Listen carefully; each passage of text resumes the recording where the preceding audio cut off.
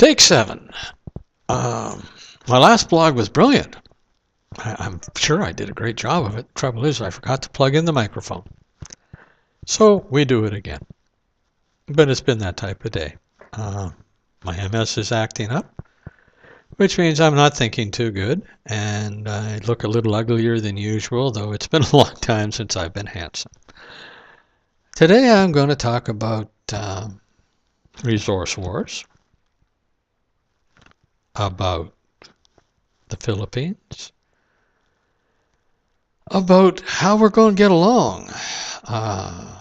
So here we go. Resource wars. Real simple. The 21st century is a century of change.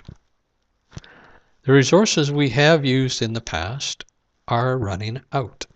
Oh, I know there's people that are denying all this and saying, oh, no, we have lots of resources. Well, we do and we don't.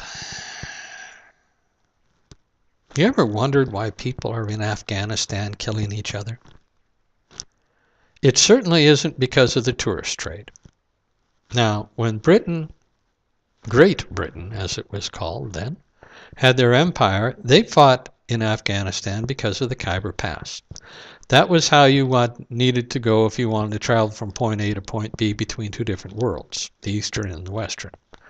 They controlled that. They controlled the movement. They controlled wealth. They controlled the empire. They fought for it. But why are they fighting for it now? You want to move people, you move them by plane, by train, by boat. You don't need to go through the Khyber Pass. They're fighting there now because of resources. If you look in the ground, there's all sorts of really valuable stuff. It's there. That's why they're fighting there. It isn't communism. It isn't Islamism. It is greedism. They want the resources. Whoever has got them is going to be better off in a few years because these things are all getting thin on the ground. You may have heard about the Spratly Islands. Bunch of low-level atolls in the South China Sea. They're not very big, they're not very impressive, but my God, you got the U.S. 7th Fleet, you got China, you got Taiwan, you got the Philippines, Australia, Japan, Vietnam, and Canada's getting a little involved too over the debate over who owns them. Why? All right, here's the reason. They're sitting on top of a whole bunch of oil and natural gas. There is, in Canada, a little thing called the Athabascan tar sands. It produces not oil, but tar, which they then use to produce synthetic fuel and oil products. It is the world's dirtiest carbon-based fuel. All of the people living downriver from this place are getting sick. Cancer. The animals, the fishes, the birds, they're all suffering downstream. And scientists have finally come to admit that it's because of the carcinogenic materials they're producing in the Athabascan tar sands. Resource wars. They're using this stuff now because it's available. I mean, it's so bizarre. For 10,000 years, Mother Nature, gotta love that lady, put a boreal forest together, sucked all of the carbon and pollutants out of the air, stuck them in the ground through the roots of the trees, and left them there perfectly safe and happy. Humans come along, decide we can make money off this shit, and take it out by steam pressure, producing the world's worst fuel and destroying the world's greatest lung system to do it. That's really bizarre. And now, I believe it's Toshiba, although I may have the wrong company. But I blogged on this a couple days ago. They are suggesting using nuclear reactors to produce the steam to get the tar out of the ground. Just what we need, another meltdown. Why not? Resource wars, lots of fun. Now, a few years ago, a strange phenomena started to occur. In the Arab world, it was called the Arab Spring. In the European Americans world, it was called the Occupy movement. Now, in Canada and going around the world is Idle No More. There is a mass movement coming together. It may or may not change anything. Who am I to say? But the fact, as I understand it, and this is only my opinion, I'm a dumb old white man living on the side of a volcano in the Philippines, so what do I know? But it seems to me that we have only two ways to move into the future.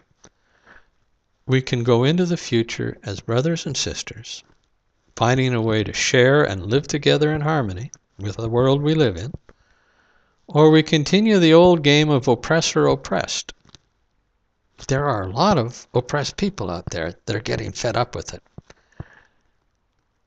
And what should scare the oppressors now, and there's a fair number of them out there too, is that the oppressed now have access to weapons and mobility. It was one thing if you were just stuck on an Indian reserve and you couldn't do anything about anything. Or if you were a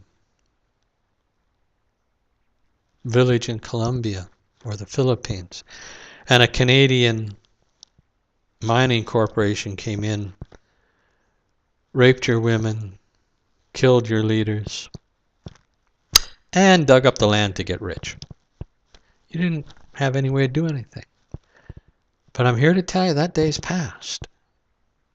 The world is now connected through cell phones, through the web.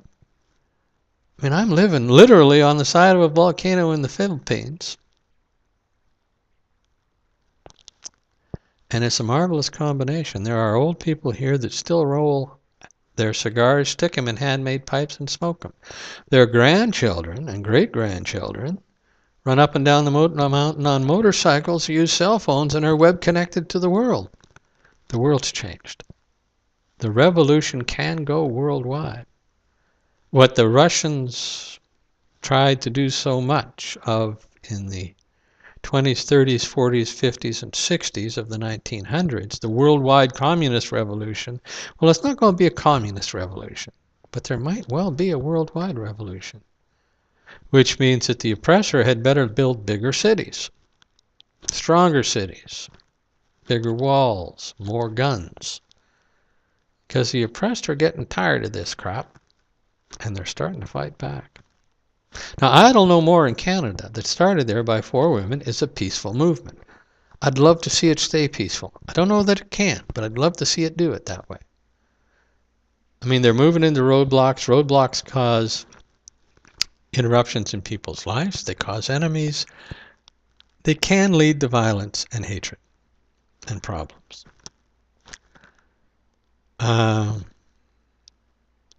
It's hard to know what to do other than that. There is a group of young men, mind you, right now that are trekking across the Canadian wilderness at 50 below zero, going to Ottawa to support Idle No More, and they're not bothering anybody.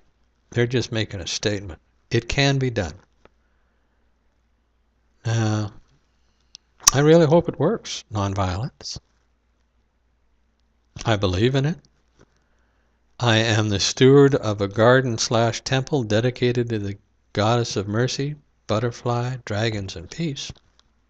My wife works in peace and development. She's got a doctoral in it.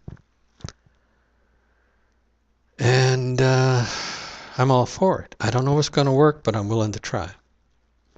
As a lady pointed out, Carla Robinson, who was a CBC News personality, she is Heisla, and a comment she made is sticking in my mind. She says, I was talking, as she put it, and it's not a perfect quote, but it's the basic idea.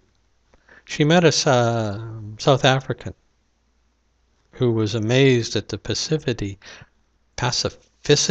is that the way to pronounce that word, of the Indians in Canada. And he said, you should get up and fight, da-da-da-da-da-da, like we are. And she looks back now, so many years later. South Africa is awash in blood and violence still. Canada isn't.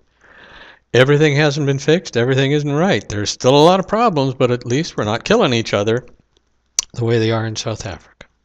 Violence begets violence. I think Carl is right. I know she's right. But can you get rid of the violence without violence? Gandhi couldn't do it. Jesus couldn't do it. Buddha couldn't do it. I don't know if it can be done, but it's worth trying. I'm sure of that. So there you have it, folks. Just a little chat. Hopefully it'll work better now that I've plugged in the microphone. Like I said, my MS isn't doing me any favors today. Anyway, think about it. Resource wars, violence begets violence. We either get along as brothers and sisters or oppressors and oppressed. Think about it, folks. I am. Bye-bye.